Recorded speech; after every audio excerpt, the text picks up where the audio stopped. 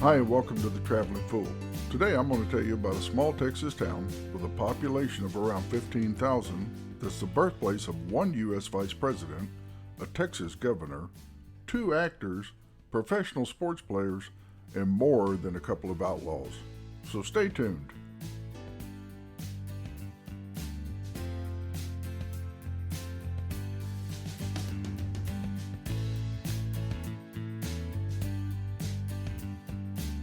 A little over 80 miles west of San Antonio, on the edge of the Texas Hill Country, lies the town of Uvalde.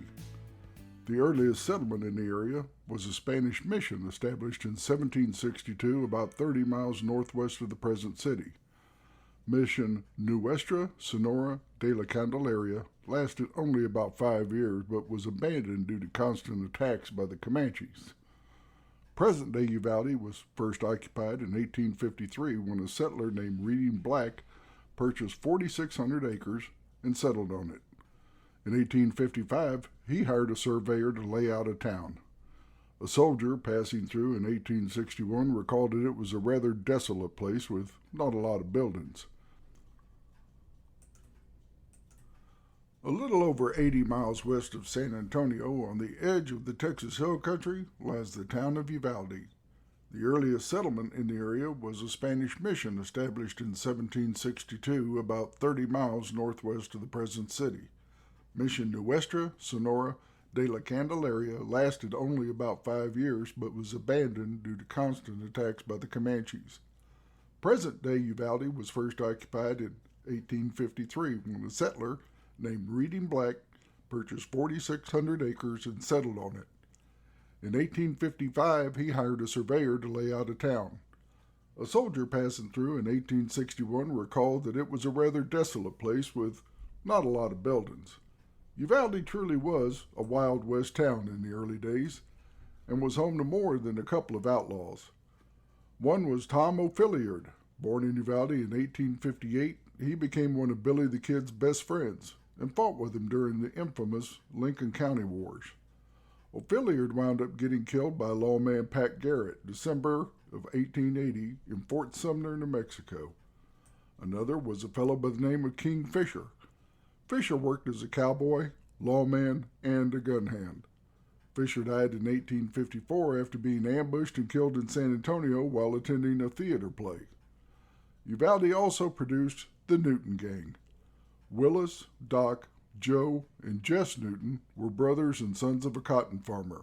From 1919 through 1924, the gang robbed trains and banks throughout the United States. It's been said that they were the most successful train and bank robbers in history, with some accounts saying they robbed over 80 banks.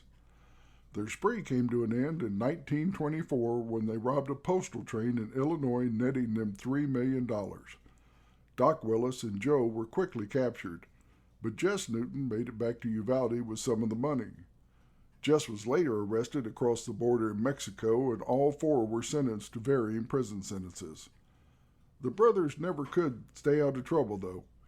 Doc Newton was arrested for bank robbery in 1968 at the age of 77, but the charges were dropped due to his age. And Willis Newton, well, he was implicated in another Texas bank robbery in 1973 at the ripe old age of 84, but charges were dropped due to insufficient evidence. Joe Newton wound up owning a couple of businesses in Uvalde, including a gas station. He died in 1989. I used to travel through Uvalde when I was a kid to visit relatives in the hill country, and we would often stop at the gas station to fill up. Authorities recovered all but $100,000 of the $3 million from the train robbery. Jess Newton said he had buried the money on a road in the hill country, but he could just never remember where it was. However, I do remember as a kid being told that there were silver dollars embedded in the concrete steps of his home in Uvalde.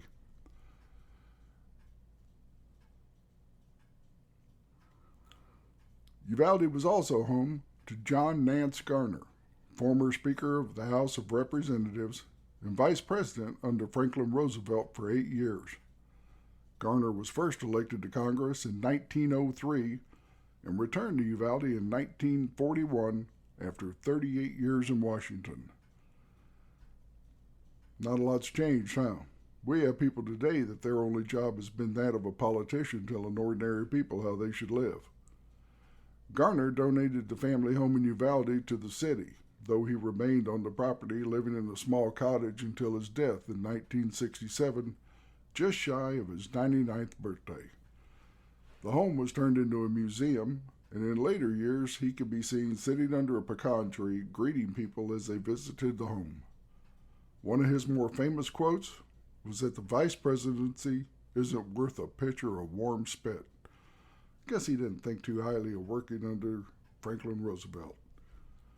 Former Texas Governor Dolph Briscoe was born in Uvalde. After graduating college, Briscoe enlisted in the Army and served in Burma during World War II. After the war, he returned to Uvalde and the family ranch. After serving in the Texas legislature, Briscoe was elected governor in 1973, and after 6 years returned to his ranching and banking business in Uvalde. Uvalde is also home to Major League Baseball player Brooks Raley, currently a pitcher for the Houston Astros, and Van McElroy, two-time Pro Bowler, playing 8 years for the Raiders and 2 years for the Seahawks. Uvalde also claims 2 famous actors.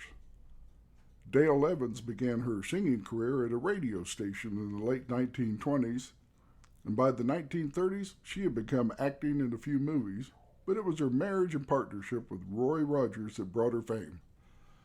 In the 1940s and 50s, she appeared in several movies and co-starred with her husband Roy in the popular TV series The Roy Rogers Show. She was awarded 2 stars on the Hollywood Walk of Fame and was inducted into the National Cowgirl Hall of Fame and also the National Cowboy Hall of Fame with her husband Roy. Another actor you might have heard of is Matthew McConaughey. Born in Uvalde in 1969, he has starred in numerous movies, been nominated and won multiple acting awards, to include Best Actor from the Academy Awards in 2014 for the Dallas Buyers Club. He also starred in a 1998 movie called The Newton Boys, where he portrayed Willis Newton of Uvalde's very own Newton Gang. For years, Uvalde's been mentioned in movies and books about the Old West, including Louis Amour's The Sackets, among others. Today, Uvalde is still a ranching community, with several large ranches in the area popular with hunters, fishermen, and just people looking to enjoy the outdoors. The Nueces River runs just outside of town, and there are RV and camping sites along the river. You can visit the Garner House Museum and get a glimpse of early Texas and U.S. history. The Dolph Briscoe Art Collection is located in the First State Bank of Uvalde and holds works by Rembrandt, Remington, and others. The Aviation Museum at Garner Field has displays of memorabilia and aircraft from World War II. And the Uvalde Opera House, built in 1891, still hosts plays, musical acts, and other performers. If you want to try your luck at blowing stuff up, well, there's a company called Drive Tanks, and it's located on the famous OX Ranch, and it gives you the opportunity to drive real World War II tanks, shoot rounds out of a Sherman tank, Soviet tank, or British Scorpion tank, along with artillery pieces like howitzers, anti-tank guns, and mortars. Literally a blast. You know, it just goes to show you that even small towns can sometimes have a rich history and interesting people. In Uvalde, Texas, well, it's just such a town. I hope you enjoyed this episode of The Traveling Fool, and please hit the subscribe button. We'll see you next time.